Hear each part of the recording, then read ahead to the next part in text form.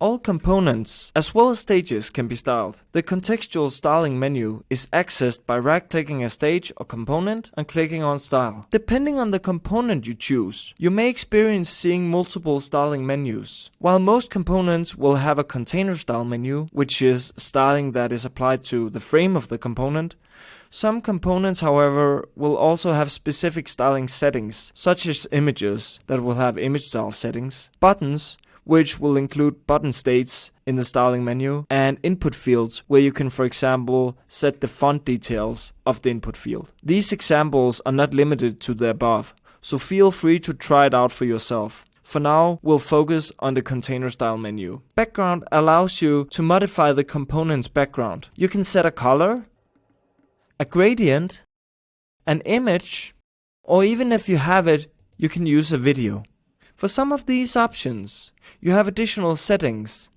For example, here for the image, you can choose the specific size, the position, and of course, whether the background should be repeated. Equally with the video, you can choose your source, either Vimeo or YouTube, and you can choose to set a specific containment. The last thing to do is simply provide .wu with a link to your video. The width allows you to set a specific width for a component in either percentages or pixels. If you wish to do so, you can make the component bigger than its parent by choosing to set the minimum width to, for example, 150%. Minimum height is a great tool for layout. The minimum height also allows you to set a specific measurement, VH and VW. These are percentages of the screen height and screen width. Spacing allows you to set padding within the frame of your component.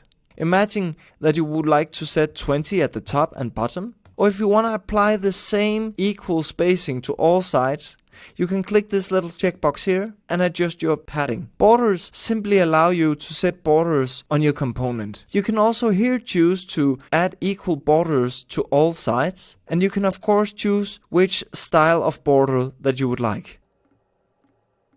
Rounded corners allows you to bevel the corner of your components, like this. Of course, if you wish to do so, you can uncheck this and set specific bevels for each individual corner. Shadow allows you to set the drop shadow of your component. You can set the blur, the size, and of course the position. If you wish to do so, you can also invert the shadow to be on the inside of your component. Opacity allows you to hide your component, but be aware that it will still take up the initial space, so this is not the same as going into visibility and setting your component to hidden.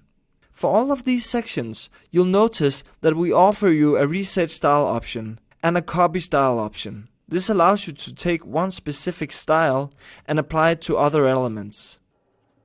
And of course, the reset style option allows you to go back to the initial styling.